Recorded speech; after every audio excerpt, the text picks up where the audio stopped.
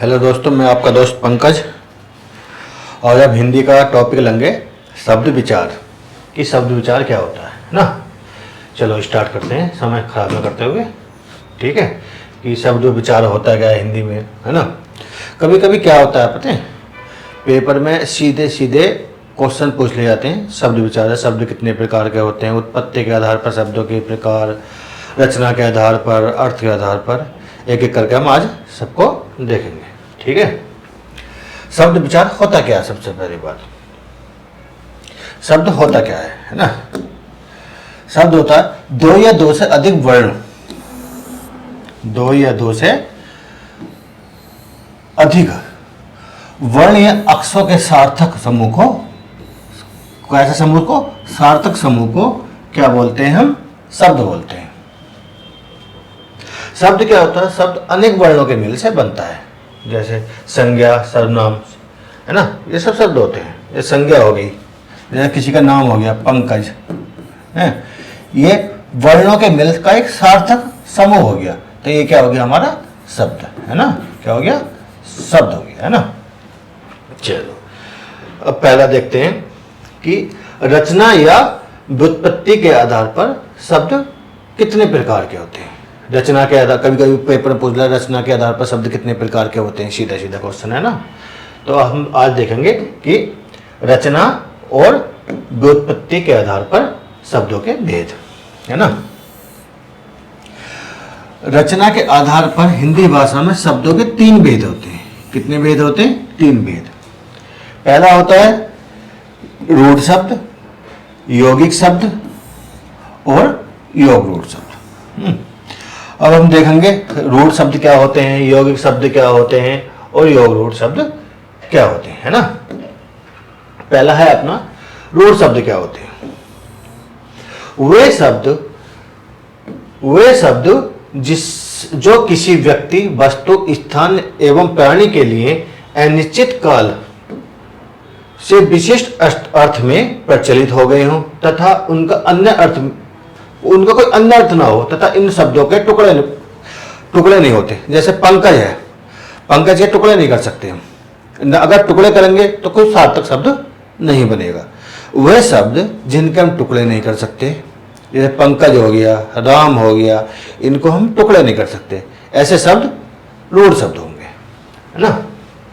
अगला है यौगिक शब्द। यौगिक शब्द क्या होता है, यौगिक शब्द होता है दो शब्दों का मेल। क्या होता है, दो शब्दों का मेल। वह शब्द जो दो या दो से अधिक शब्दों के योग से बनता हो उसे यौगिक शब्द कहते हैं। क्या कहते हैं, वे यौगिक शब्द कहते हैं। जैसे संधि, संधि क्या होता है, दो या दो से अधिक वर्णों का योग होता है संधि। समास हो गया, पदों का योग होता है। किसी संज्ञा के आगे उपसर्ग लगा देते हैं तब भी हमारा शब्द बन जाता है, और किसी संज्ञा के पीछे हम प्रत्यय लगा देते हैं, है ना, तो तब भी हमारा यौगिक शब्द बन जाता है। जैसे देखो, देखते हैं, जैसे एग्जाम्पल देखें, चाय वाला, हर रोज, शिवालिक और राष्ट्रपति। अगर हम चाय वाला को तोड़ेंगे, ऐसे लिख सकते हैं हम, चाय प्लस वाला, राष्ट्र प्लस पति।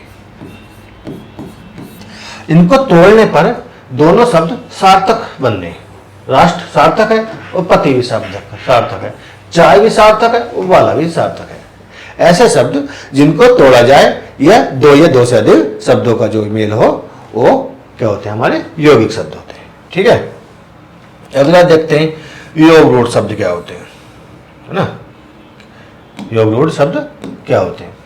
यौगिक शब्द अपने खंडों से उत्पन्न अर्थ को छोड़कर अन्य अर्थ ग्रहण कर लेते हैं, ऐसे शब्द योग रूढ़ शब्द कहलाते हैं।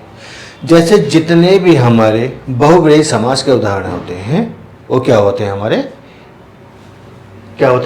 योग रूढ़ शब्द होते हैं।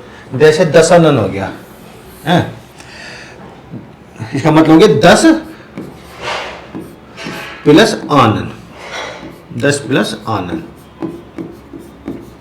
10 क्या होगी, संख्या हो गई, आनंद क्या मतलब सिर हो गया। बट इन दोनों शब्द से इसका तीसरा अन्य अर्थ निकला, इसका मतलब हो गया रावण। ठीक है। जलज किसका हो गया? पुष्प का हो गया है। त्रिनेत्र शिव जी का हो गया।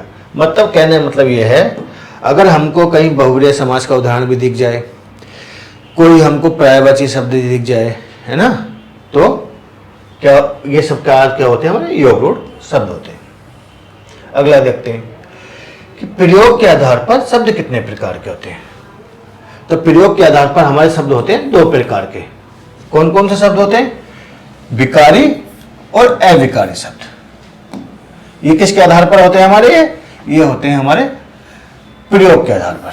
प्रयोग के आधार पर दो माने गए हमारे शब्दों के प्रकार, विकारी और अविकारी। विकारी शब्द क्या होते हैं? देखो, वे शब्द जो लिंग, वचन, पुरुष, काल आदि के आधार पर परिवर्तित हो जाते हैं। जो लिंग, वचन, पुरुष, काल के आधार पर क्या हो जाते हैं? परिवर्तित हो जाते हैं। और विकार मतलब एक कहने मतलब है कि जिनमें लिंग, वचन के आधार पर विकार आ जाता है या परिवर्तन हो जाता है, वो क्या कहलाते हैं? हमारे विकारी शब्द। जैसे संज्ञा है, सर्वनाम है, क्रिया और विशेषण, ये चार क्या होते हैं? ये विकारी शब्द होते हैं। क्या है? विकारी शब्द। कभी कभी पूछ लेता है, क्वेश्चन पूछ लेता है, विकारी शब्द इनमें से कौन सा विकारी शब्द नहीं है? संज्ञा, सर्वनाम, क्रिया, इसके साथ क्या दे दिया? एक अगला शब्द दे दिया, कोई भी दे दिया, जैसे समुच्चय बोधक हो गया, वो क्या नहीं है? विकारी शब्द। वो क्या हो जाएगा? अविकारी समुच्चय बोधक जैसा है ना। विकारी क्या होते हैं? संज्ञा, सर्वनाम, क्रिया, विशेषण, ये चार क्या होते हैं? ये होते हैं विकारी शब्द। ठीक है। आगे देखते हैं अविकारी शब्द। वे शब्द जो लिंग, वचन, काल आदि के अर्थ पर उनमें कोई बदलाव नहीं होता, लिंग, वचन, काल के आधार पर, वो क्या कहलाते हैं? हमारे अविकारी शब्द। और अविकारी शब्द को क्या बोलते हैं? अविकारी शब्द को हम अव्यय भी बोलते हैं। क्या बोलते हैं? अव्यय। क्या बोलते हैं? अविकारी शब्द को अव्यय बोलते हैं।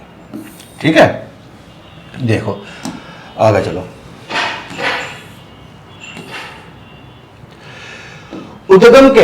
उद्गम या उत्पत्ति के आधार पर शब्द कितने प्रकार के होते हैं? उद्गम या उत्पत्ति के आधार पर शब्दों के भेद। उद्गम या उत्पत्ति के आधार पर शब्दों के भेद ये होते हैं तत्सम, तद्भव, देशज और विदेशी। तत्सम शब्द क्या होते हैं?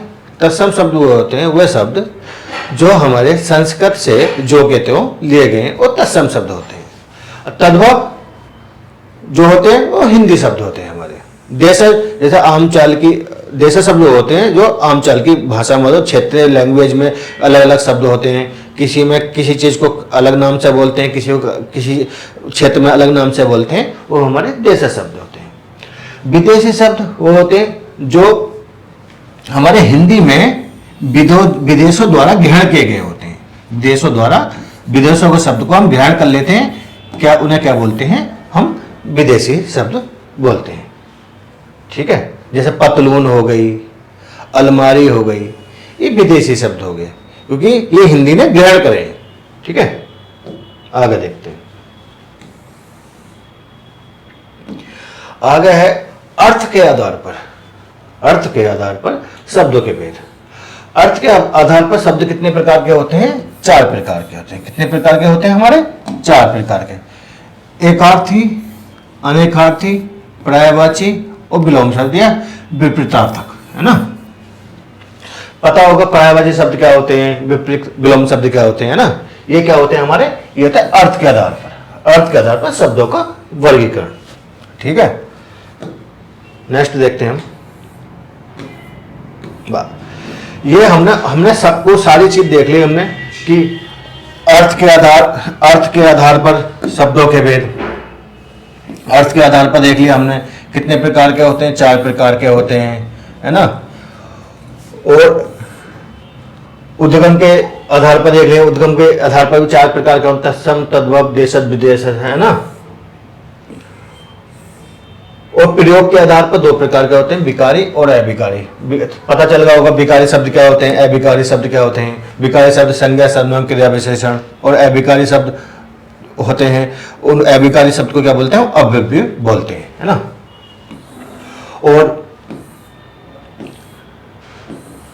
और रचना के आधार पर शब्द होते हैं हमारे 3 प्रकार के, रूढ़ शब्द, यौगिक शब्द और योग रूढ़ शब्द। ठीक है, आज की क्लास यहीं समाप्त होती है।